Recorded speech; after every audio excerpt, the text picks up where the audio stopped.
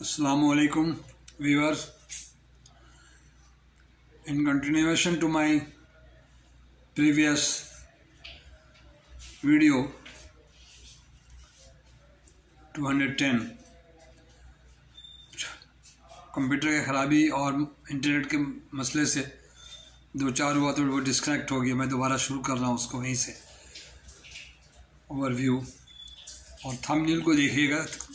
आप लोग हज़रात से गुजारिश है कि थंबनेल पे डॉक्टर एलिस्टर वाटसन जिनकी किताब का जिक्र करता हूँ, जिससे मैंने तमाम नॉलेज हासिल की है। स्टाफ कॉलेज में अरबी भी मेरे पास है, उसके 10 चैप्टर मैंने ख़त्म किया है तकरीबन ऑलमोस्ट सब, और उनकी किताब की तस्वीर भी थंबनेल पे मिल जाएगी आपको। तो लिहाजा अब मैं शुरू करता हूँ फॉरेन एक्सचेंज के बारे में।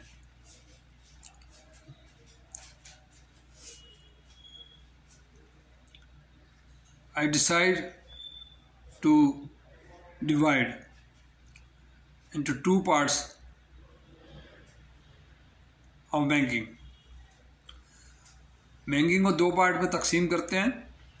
नंबर 1 जनरल बैंकिंग और लोकल बैंकिंग, इनलैंड बैंकिंग, जिसमें सिर्फ पैसे का लेना देना, जमा करना और निकालना, withdrawal and deposit, pay order, remittance, local bills, clearing, cheques, cross cheque, endorsement, ये तमाम एक्टिविटी को शुमार किया जाता है।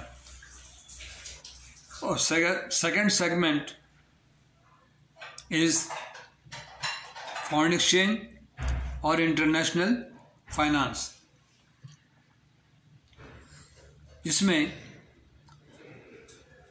शुरू होता है इंपोर्ट रजिस्ट्रेशन से। बैंकर हैं, if you are a banker, if you are the manager और द कस्टमर आस्क यू, आपसे पूछती है कि मेरे इंपोर्ट रजिस्ट्रेशन करा दें एज ए इम्पोर्टर। तो तमाम चीज़ें आपके नॉलेज में होनी चाहिए ताकि आप कस्टमर को गाइडलाइन दे सकें कि आप जाएं यहाँ से चैम्बर का सर्टिफिकेट ले आएँ, यहाँ से विथहोल्डिंग टैक्स ले आएँ और CBRC ये ले आएँ, अपनी कंपनी का फॉर्म रजिस्टर कराएँ। ये तमाम चीज़ें अगर आपको नॉलेज होगा तो आप उसको बता सकेंगे कि आप ये काम करना है। नहीं नॉलेज होगा तो आप नहीं बता सकते हैं। एक्सपोर्टर का भी इसी तरह से है कि एक्सपोर्टर अगर आपके पास आ जाए कि मुझे एक्सपोर्ट करना फला चीज़ें, तो आप उससे कहेंगे कि आप आपके जो एग्रीमेंट हुए हैं, जो इनवॉइस बनाए आपने, और sale agreement, sale and buying agreement with exporter and importer, वो दिखाएं मुझे। उसको वेरीफाई करने पर उसको गाइडलाइन देंगे कि भाई आप सामान तैयार करें, शिप करें और तमाम चीज़ें पैकिंग वगैरह बताएंगे। लेकिन आपको थोड़ा नॉलेज होना चाहिए सब के बारे में। You have to acquire sufficient knowledge to guide your exporter और इम्पोर्टर। ओके,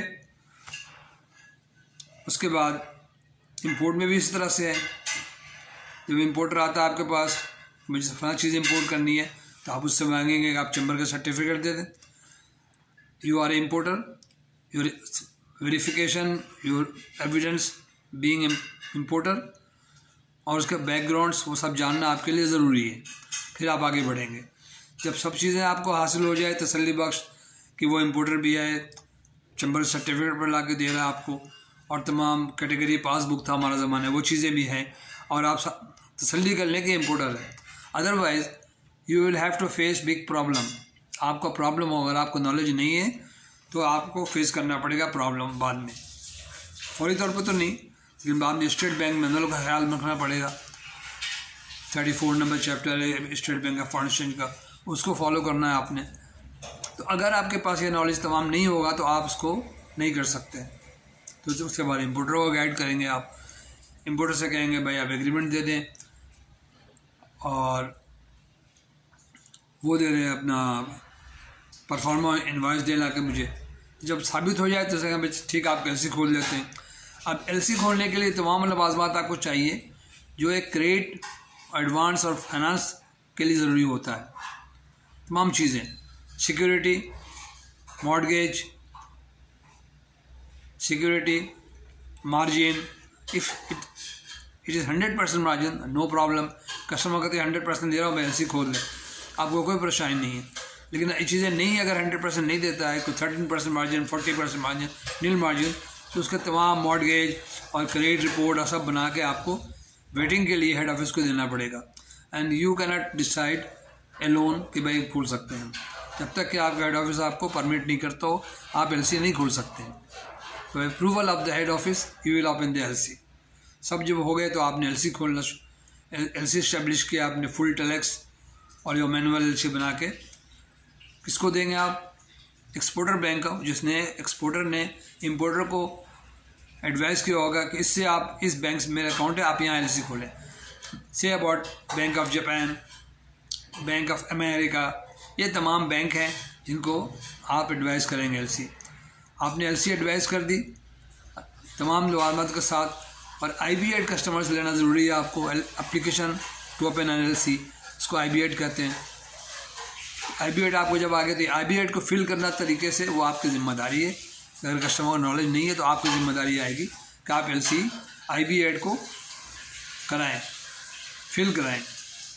पार्ट शिपमेंट है, नॉट अलाउड और allowed, pre shipment allowed, not allowed, CNF है, अलाउड नहीं अलाउड, FOB है, इस तरह तमाम चीज़ें कॉलम भरेंगे आप। US डॉलर है, फॉरवर्ड बुकिंग है, कैश है, तमाम रेट के बारे में, forward rate, present rate, current rate, ये सब रेट जो जब डॉक्यूमेंट आएंगे तो किस रेट से वो इसको पेमेंट करेगा, आप उसको रिटायर करेंगे, सब बातें। और अब मार्जिन लिया तो मार्जिन में पैसे डाल देंगे आप, 30%, 40%, 100%, वो आपके मार्जिन के LC ऑन मार्जिन उसमें डाल देंगे, पार्टी का नाम लिख के XYZ मार्जिन है, 30% मार्जिन से अबाउट। अब 70% आप उसको उस वक्त लेंगे तो $10,000 में से जब वो माल पहुंच जाएगा, डॉक्यूमेंट आपके काउंटर पे होगा, आपके मेज़ पे होगा, तो आप 70% आप उससे उस वक्त लेंगे, और 30% मार्जिन में ऑलरेडी दिया हुआ है। ये तमाम चीज़ों का नॉलेज होना आपको बहुत ज़रूरी है। You will have to acquire full knowledge about margin, where to keep the margin, how to establish the LC, what is the points, filling point, and the IB8 application में क्या क्या चाहिए, सारी चीज़ें आपको देखना पड़ेगा। उसके बाद LC आपने एक दफ़ा ट्रांसमिट कर दी तो वो चला गया एडवाइजिंग बैंक में। अब आपने जिस बैंक को दिया है, they are the advising bank in New York, Japan, Sri Lanka, anywhere. अब उस एडवाइजिंग बैंक ने आपके LC पे एडवाइस, LC रिसीव होते ही 7 डेज के note, within 7 days after scrutiny verification, he will have to advise to exporter within 7 days under UCP 500, FAB 25, 600। इसके तहत LC को आपको वो LC एक्सपोर्टर को, सेलर को, कॉन्साइनर को एडवाइस करेगा बुला के, प्रॉपर बैनर अपने लेटर हेड लगाएगा, उसके साथ उसको वेरीफाई करेगा, एक एक चीज़ को नोट करेगा, उसके बाद वो LC एडवाइस कर देगा एक्सपोर्टर को। एक्सपोर्टर साहब ने LC पर देख लिया कि 15 days after shipment, within 30 days after receipt of LC, जो whatever the condition stipulated in the letter of credit. The letter of credit is an undertaking for payment on behalf of the importer to exporter, beneficiary. Who is the beneficiary? Exporter, the consignor, the supplier, the seller. अब advising bank New York ने उसको LC advice कर दिया उस बंदे को, XYZ New York. उसने माल तैयार किया अकॉर्डिंग टू LC, इस तरह पैकिंग होगा, पैलेट होगा, गत्ते में होगा, फुल पैकिंग होगा, स्टील के पैकेट में पैक करेगा, गत्ते के पैकेट में पैक करेगा। Packing instruction followed by exporter. अब exporter according to the commodity उसको पैक करके, जो उससे एग्रीमेंट हो चुका है उससे पहले प्रोफॉर्मा इनवॉइस में, वो उसकी कॉपीज लगी होगी, उसके मुताबिक उसको एक्सपोर्ट को पैक करके CNF, FOB जैसे भी उसको जहाज़ को हवाले करेगा।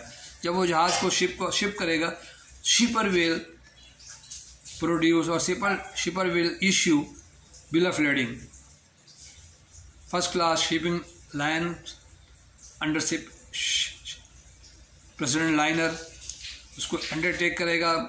जब एक्सपोर्टर माल लेकर वहाँ जाएगा, शिप ऑन बोर्ड उसको देगा, तो उसको देने के बाद वो रिसीट देगा। Receipt is bill of lading, and bill of lading is a title to goods.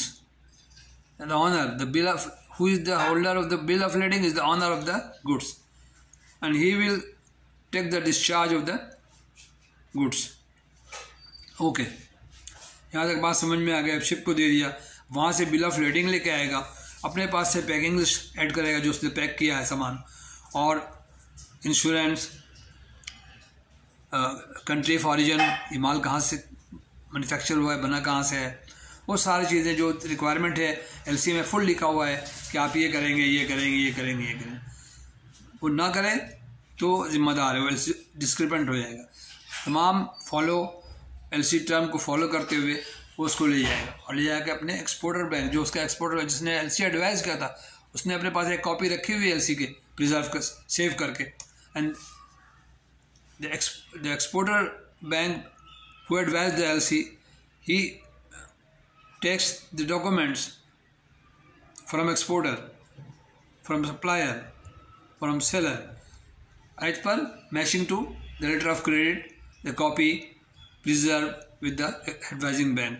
And if the documents are in accordance with the